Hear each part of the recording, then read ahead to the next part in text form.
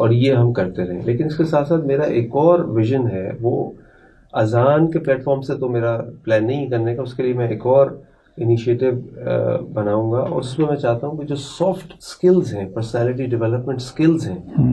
ان کی ٹریننگ کرائی جائے اسلامک ویلیوز کی بیسس کے اوپر. فار ایگزامپل جیسے ابھی آپ کے ساتھ بھی ڈسکس کر رہا تھا, میرج ریلیشن شپس کے اوپر, حلال انٹیمیسی کے اوپر,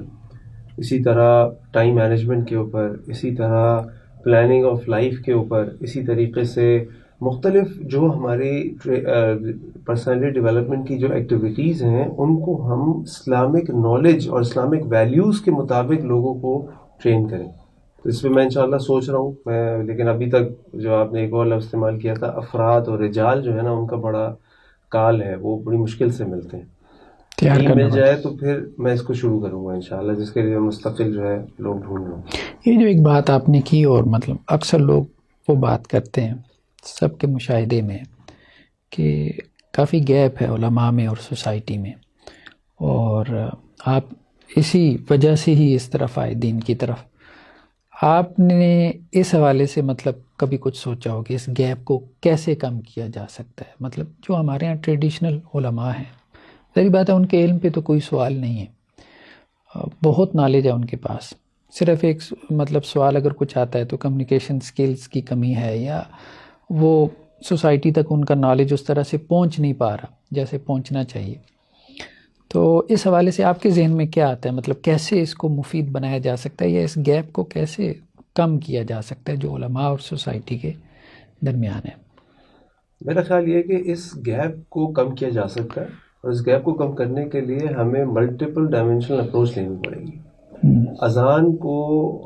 بنانے کا ایک مقصد یہ بھی تھا, چاہے بہت سارے لوگوں کو پتہ بھی ہے, لیکن میں دوبارہ ریپیٹ کر دیتا ہوں کہ ہم اذان کے تقریباً جتنے بھی ایونٹس کراتے ہیں اس میں لوگوں کو فیس دینی پڑتی ہے, جو کچھ لوگوں کو عجیب سا بھی لگتا ہے, لیکن اس میں فیس دینی پڑتی ہے. وہ الحمدللہ شریعت کی طرف سے اس میں کوئی قباحت نہیں, بلکہ ہمیں فائدہ یہ ہوتا ہے کہ لوگ بہت سنجیدگی سے آتے ہیں, اور بڑی کمٹمنٹ ہوتی ہے لرننگ کی ان کو, اور کلاس کا ماحول بڑا اچھا ہوتا ہے. تو جب ہم یہ فیس لیتے ہیں تو ہم انسٹرکٹرس کو بھی فیس دیتے ہیں, اور ایک ہمارے ذہن میں آبجیکٹو یہ ہوتا ہے کہ بہت سارے علماء آج ہم دیکھتے ہیں کہ جو ہمارے دینی اسکالرز اور علماء ہیں ان کو ہم اس طریقے سے فائنینشیلی بھی اکوموڈیٹ نہیں کرتے اور ایتھیکلی بھی اکوموڈیٹ نہیں کرتے, جو کہ ان کا حق ہے. ہم اپنے بچے کے میتھس کے ٹیچر کو تو 10 سے 20 ہزار کا مہینہ دینے کو تیار ہیں, لیکن ہمارے یہاں ہمارے بچے کو جو قرآن پڑھانے آتا ہے, دنیا کا بہترین علم, اس کو 2,000-3,000 دیتے ہوئے بھی ہم 10 دفعہ سوال کرتے ہیں. ایسا ہی ہے. تو اس کا نتیجہ نکلتا ہے کہ جو ہمارے علماء ہیں وہ اپنے آپ کو,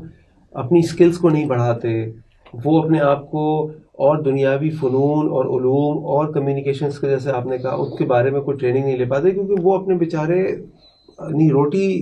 اور روزی کے مسئلوں سے باہر نکل نہیں پاتے. ان کی بھاگ دوڑی ختم نہیں ہوتی, پریشانی کہ بچہ بیمار ہو گیا تو کیا کریں گے, کوئی اور مسئلہ ہو گیا تو کیا کریں گے. تو ایک تو یہ ہے کہ جب ہم نے یہ کیا تو ہم نے چاہا کہ ہمارے علماء جب دیکھیں گے تو جو چاہتے ہیں وہ اپنے آپ کو اپنے آپ کو اپ گریڈ کرنے کی کوشش کریں گے, ان کو پتہ ہے اپ گریڈ کریں گے تو ان کو ایک اچھی سیلری ریمونریشن بھی ملے گی. ایک بات. دوسری چیز یہ ہے کہ ہم نے کراچی میں کچھ ساتھیوں کے ساتھ مل کے ایک پروگرام شروع کیا جس کا نام ہے معمار. اور اس پروگرام کا جو مقصد ہے وہ یہ ہے کہ مسجد کی امامت سے معاشرے کی قیادت تک. اس کے لیے ہم نے کیا یہ ہے کہ کراچی کے کچھ مساجد کے ائمہ کو ہم نے پہلے ایک اس کی تشہیر کی کہ معمار پروگرام ہے, 1 سال کی ٹریننگ ہے. اس ٹریننگ کے اندر جو یہ کل وقتی اماموں کے لیے ٹریننگ ہے, جو مسجد میں کل وقتی امام آلریڈی اپوائنٹڈ ہیں, فرائض انجام دے رہے ہیں, یہ اس پروگرام کا پارٹ بنے. ان کو منتھلی ہم سیلری بھی دیں گے, ہم ان کو ڈفرینٹ ٹریننگز کرائیں گے, ہم ان کو ڈفرینٹ ٹرپس کرائیں گے, اسائنمنٹس دیں گے تاکہ ان کا ذہن کھلے, ان کا ویژن بڑا ہو, ان کو سوشل ایشوز کے بارے میں اور سوسائٹی کے اندر جو چیلنجز ہیں, مسائل ہیں, چیزوں کے بارے میں ان کو آگاہی ہو, تاکہ اپنے خطبات میں, اپنے دروس میں, اپنے انٹریکشن میں لوگوں کے ساتھ ان چیزوں کو شیئر کریں. تو الحمدللہ یہ ایک پروگرام اللہ کا شکر ہے 5 مہینے ہو گئے چل رہا ہے. ہمارے پاس 7 یا 8 امام ہیں جن کو ہم ٹرین کر رہے ہیں. مقصد صرف یہی ہے کہ ان کا ذہن کھولا جائے تاکہ جب یہ بات کریں تو یہ ایک عالمگیر لیول پہ اور سوشل ایشوز پر بھی بات کریں, تو جس کا ہم دیکھ رہے ہیں کہ الحمدللہ فائدہ بھی ہو رہا ہے. تو میں سمجھتا ہوں یہ ملٹیپل ڈائمینشنل اپروچ ہمیں لینی پڑے گی, اس کے نتیجے میں انشاءاللہ چیزیں بہتر ہوں گی.